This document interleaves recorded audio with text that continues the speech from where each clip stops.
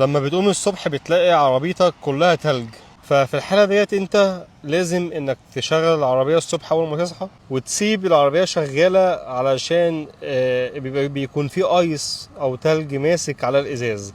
لو سوقت العربية من غير ما انك تسيب العربية شغالة شوية علشان الازاز التلج اللي عليه يسيح، هنا بتعمل ايه؟ بتصحى تشغل العربية بتاعتها، ممكن ترجع البيت تاني مثلا تعمل قهوة او شوف هيعمل ايه، هيغير هدومه.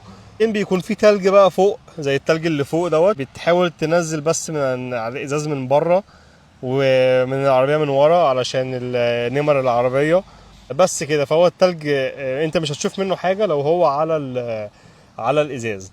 في حاجة تانية برضه عايز اقول لك عليها، ان الاماكن اللي زي كده يعني بص ورا في تلج جوه، لكن الاماكن زي كده نضيفة ليه؟ عشان هما بيكون في عربيات بتمسح الاماكن ديت.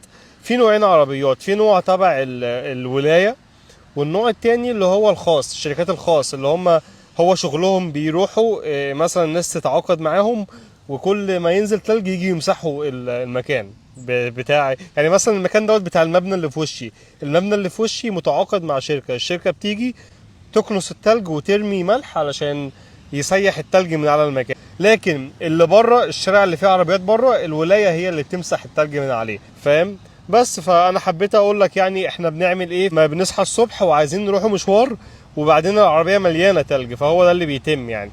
طبعا الحوار دوت بياخد له وقت، مش سهل كده زي ما انا حكيته، لا بتقوم الصبح وبتنزل في السقعه والتلج في كل حته والتلج ينزل عليك وبيكون بهدله يعني. يعني بص هناك ده بيوت هناك اهيت، بص يعني مثلا لو في حد ساب عربيته في الشارع زي دوت، فهو بينزل لازم يمسح التلج من على العربية وبعدين يرجع تاني. بس حبيت اشرح لك يعني احنا بنعمل ايه هنا. ما تنساش تعمل فولو لو انت اول مرة تشوفني وتعمل لي لايك. يلا سلام.